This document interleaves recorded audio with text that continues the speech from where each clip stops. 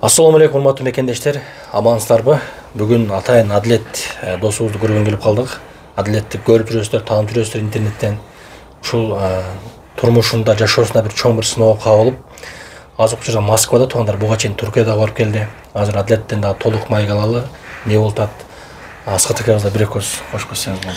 Урматтуу мекендештер, бүгүн Адилет энебизди зыярат кылып келдик. Мына Адилет энебиз азыркы учурда экинчи операциясын өткөрүп, операция Кудайга шүгүр жакшы болду. Азыркы учурда реабилитациясына кичине мекендештерден жардам керек. Ачык айтканда, мына Оруз айында кайрымдуулук кылып, ушу Адилет энебиздин бир колуна кол болуп, бутуна бут болуп, кичине бир поддержка кылып койсок деген ойдо бүгүн сурап келип отурабыз. Ошол Адилет досум, ушул эмне болуп атат? Москвага негизи эмнеге келгенсиң? Ушу өзүң тууралуу подробно айтып берсең, элге дагы түшүнбөгөндөр жакыныраак тартып бересиз Адилеттин өзүнө. Ассаламу алейкум мекендештер. Баарыңыздарга салам. Ушу 2023 жылы бел омурткаман сколиоз оорусу аныкталып, ошо бел омурткаман Турцияга 2023 жылы майда операция болгон элем. Ал жакта операция жакшы эле болуп, анан бирок мындай кийин канча айдан кийин болуттар шатайт этип, сөөктөрдү майчалап, ылдыйга кеткен канды тозуп койгон да. Анан көпкө уже 1,5 жыл, 2 жыл болуп атат. Анан кийин бул жака эжемдер, бир тууган эжемдер чакырып, Россияда күчтүү медицина күчтүү келип көр дегенден 2 ай болду келип, ошол жакта консультация алып жүрөм. Анан акыры бир больницага келип, ушул жерден дарыланып, врачтарга жолуксак операция кылабыз дешти. Ошо 2023 жылы Турцияда болгон операциядагы темирлерди полный алды. Болуттарды чыгарып алып, темирлерин полный алып, омурткамда 8 болут бар эле. Аны алып өздөрү бул жактан жакшы өздөрүнүн бир темирин коюп, 4 эле болут калтырып, 4 болут койду. Кудай кааласа, врачтардын диагнозу боюнча полныйын тазаладык деди. Полныйын тазалап, ошо кан азыр жакшы, баштагыдан караганда жүрүп, мына буттарым кичине эме болуп, сезип ысык суукту мындай кыймылдап кичине аз да болсо дагы. Эми кече эле болдум, 1 жума болду элек операция болгоныма.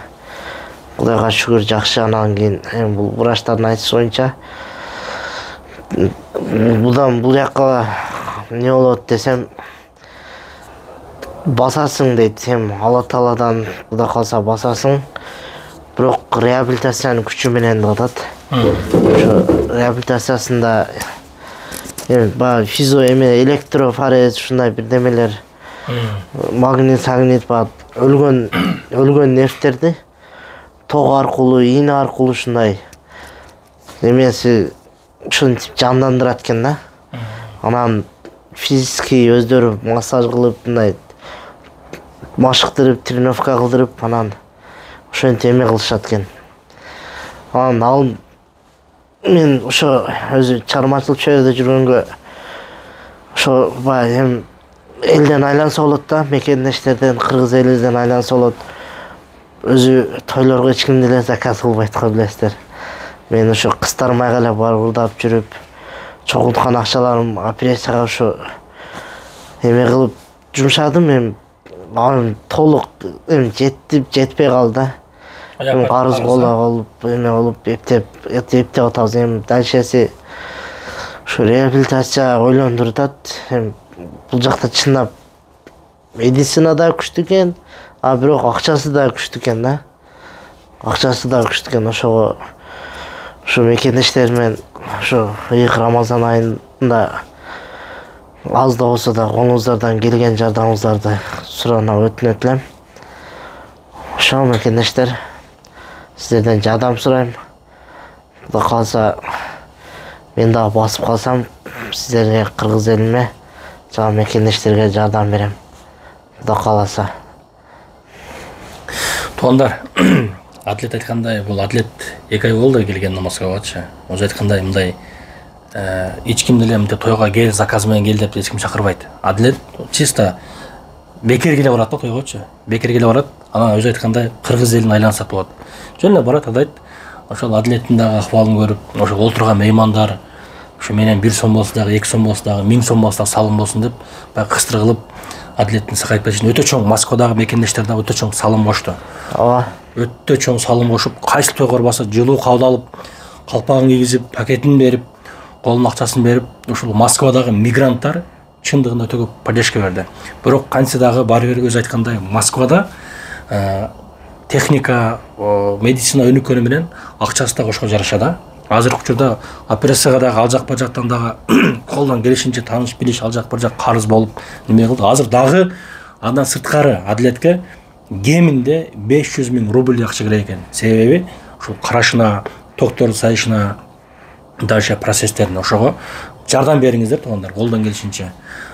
Ошол айла жок чыгытат да эч ким мында жыргагандан ютубка же болбосо Инстаграмга чыкпайт туугандар. Ошол досум, акыркы сөзүң болсо айтып өтсөң болот. Бар болуңуздар мекендештер. Аман болуңуздар, кыргыз элим, мекендештерим бар болуңуздар.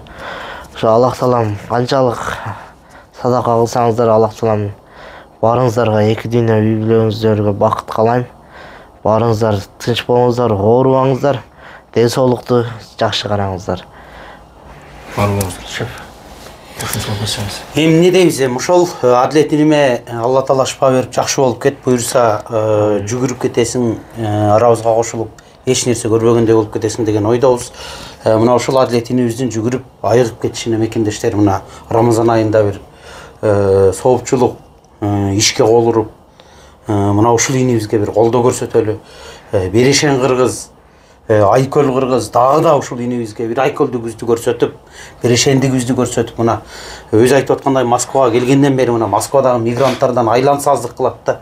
Кайсыл той топур болбосун, даже туулган күн 10-15 адам отурган жерге чейин барып ырдап, ошол адамдар ар бир кайдыгер карабай тапканын колуна кармата калып Адилетке өтө чоң колдоо көрсөттү. Москвадагы мигрант мекендештерден, кыргыз мекендештерден бир туугандардан айланып эле кетели чындапчы. Өтө чоң поддержка кылып, өтө чоң колдоо кылышты. Мындан ары да колдоп, мындан ары да сага колдоо көрсөтөт деген үмүттөбүз. Алдыда келе жаткан Рамазан айы кут болсун. Туткан орозоңуздарды Кудай кабыл этип, кылган ихсан садакаңыздарга Кудай таалам эки эселеп сооп кайтарсын. Адилет инибизге Алла таала шыпа берсин. Жакшы болуп кетип. Чоң рахмат.